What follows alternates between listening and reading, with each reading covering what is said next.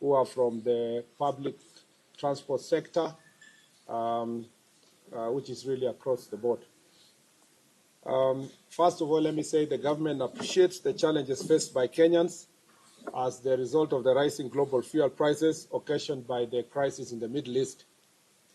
The government is also fully cognizant of its responsibility to protect Kenyans from high cost of living.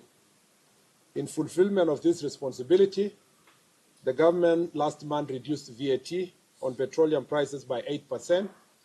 The government also utilized the Petroleum Development Levy to stabilize fuel prices. This is high. Consequently, the government last night took additional measures to remedy the situation by reducing the price of diesel by 10 shillings per litre. The government also took the same step based on the negotiations that took place yesterday to rationalize the prices of kerosene and diesel by increasing the price of diesel by 38 shillings to avoid adulteration as requested by the stakeholders in the transport sector. Understandably, the state had requested for a reduction of 46 shillings, and they are still agitating for further reduction despite the 10 shillings reduction that happened last night. Following a consultation meeting this morning between the government and the representatives, it was agreed that that there was need for negotiations between the government and the stakeholders at a high level, and that those negotiations must be undertaken within the next 1 week. That in the interceding period between now and Tuesday, 26th May,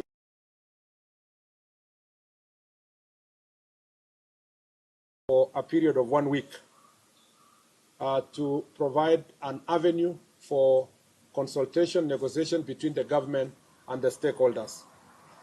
The public transport sector stakeholders also condemned incidences of violence and destruction witnessed yesterday in some parts of the country and completely dissociate themselves from them. And they are not part and parcel of any kind of violence that happened. The government remains fully committed to addressing concerns raised by Kenyans at all times and calls for peaceful and legal means for airing the various grievances. And to confirm that this was, I'd like to call Mr. Mokabane. There will be three colleagues who are in the meeting who will say a few words of confirmation of this statement before Waziri Wandai can close for us this press conference.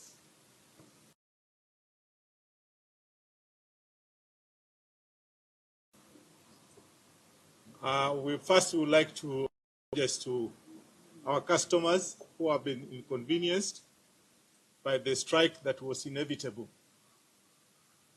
Two, it is true that we've had serious consultations from yesterday, and today we have just had a breakthrough, not because we are satisfied, but we want to give negotiations a chance.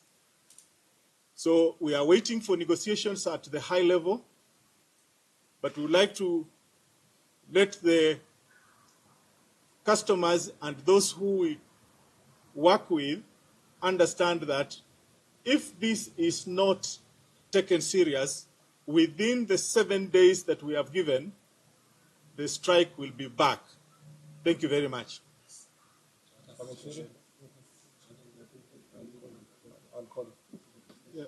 My name is Kushan Mushiri. I'm the CEO, Federation of Public Transport Sector, FPTS, and the National Chairman for the Association of Matatu Transport Owners, AMTO. Today, as much as we would have been happy to say that we got the 46 shillings that we were seeking, we are also glad that at least negotiations have started in earnest.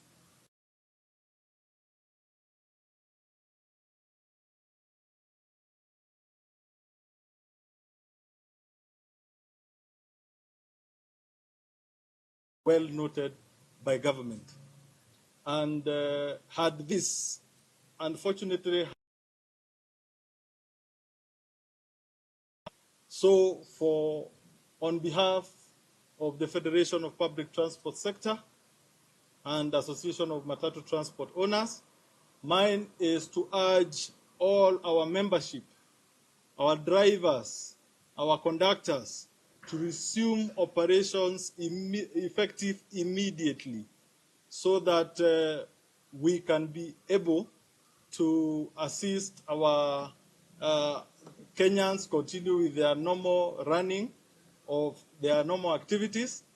But we want to assure our members that within the next 7 days, we shall have done the best of negotiations, and I believe by the time we come back here, we will come with a good solution. And I am happy our able governors are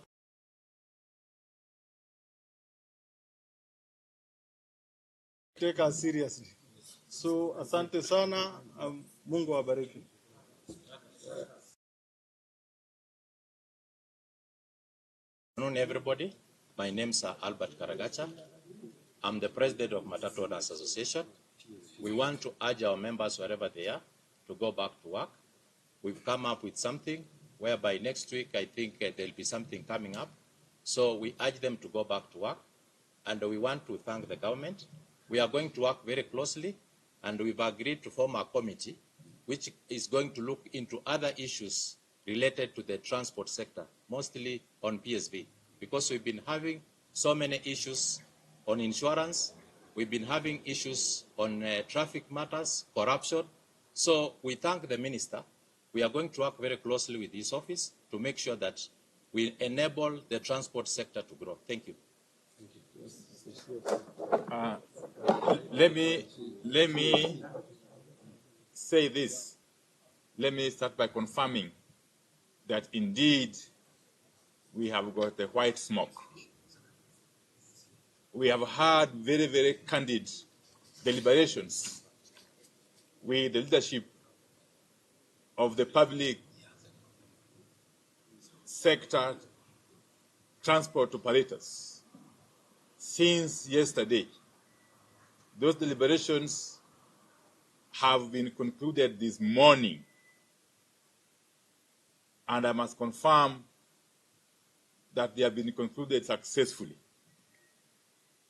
As a matter of fact, due to the situation that currently obtains in the Middle East, and bearing in mind that Kenya remains a net, the government, conscious of the difficulties that the public continues to endure following the skyrocketing of petroleum product prices, has taken very, very deliberate measures. On the matter of subsidy alone, between last month and this month, those two pricing cycles, the government has applied some 13.9 billion shillings to manage the cost of these petroleum products.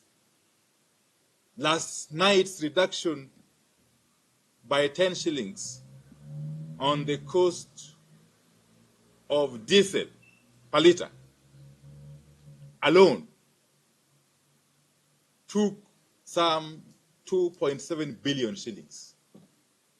And therefore, that is a demonstration of the fact that the government continues to be sensitive to the plight of Kenyan petroleum consumers.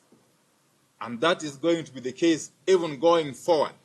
I must thank the public sector transport operators for their understanding and for accepting to work closely with the government during these very difficult times and for accepting to call off the strike as we engage in further negotiations with a view to stabilizing the situation across the country. So thank you very much.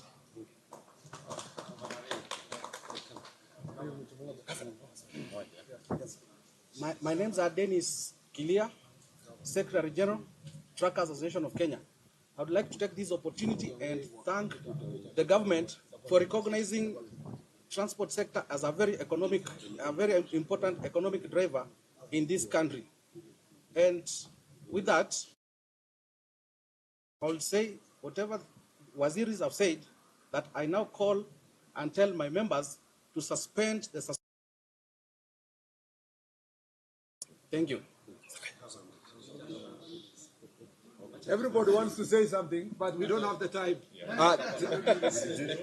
With all due respect, and the respect that we have been given today here, as you can see, my sisters and brothers and the citizens of this nation, we want to extend that respect to the media and to the nation. What we have agreed here, I can confirm. The CS Mbadi and CS Mukomen are seated here, Wandai. I'm sorry for that.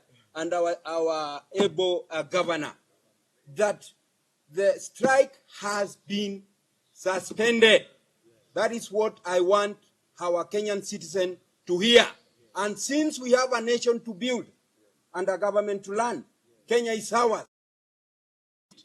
So therefore, on behalf of our transport stakeholder, our partner, and our corporate, on behalf of our TSV, I want to assure them that since we have suspended the strike, give room to negotiation, and if that does not, that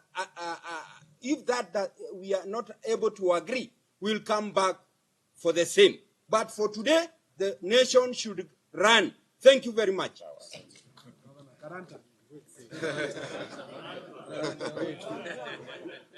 Asante sana.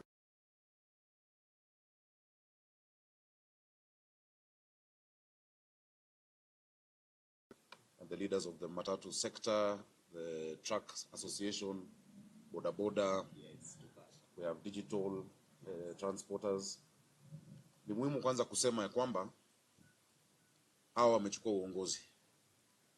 Ni ukweli na serikali inatambua na sisi sote tunatambua Wakenya wameumia. Na sio hawa tu, kwa sababu wako kwa biashara, hata Wakenya wa kawaida. In all sectors. Children have not gone to school. There are sick people who need to go to hospital. There's farm produce that needs to be transported. And so that is why we, chose to get out of the way and just come together to listen to each other. We have operators and we have government, but ultimately we are Kenyans.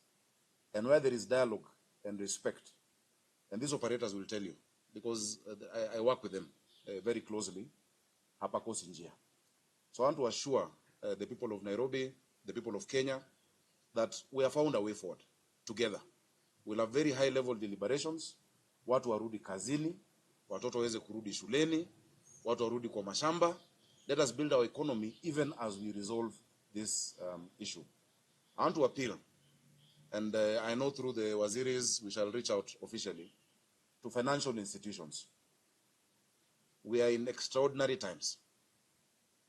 The crisis we are in is global. Let us not take it out on our people. Hii mambo ya kuchotwa, vitu yao kuwa auction saizi, we can talk to them on some level of amnesty for some time, because people are really struggling. And so it's good for you to know the government actually, we realize, that increase is extremely high. There are certain limitations of what we can do, but in the next few days you will see. And I have promised them as their as their friend and their guarantor, that we shall sit at the highest level to resolve this pain that Kenyans are feeling. So I really want to thank the CS for Interior, for his leadership, CS for Energy, also the CS for Transport, that this consultation also should go on, that we don't only meet during a time of crisis. Let us meet to see how to improve this sector, to make public transportation as it should be, affordable, reliable for the sake of Kenyans. So asanteni sana, watu rudini kazi. Na ngoja watu town. Watu warudi kazini, mujaze mabarabara tuendelee pamoja. Asanteni sana, tutamalizia hapo kwa leo. Asanteni. Haya, asanteni sana, Mungu awabariki.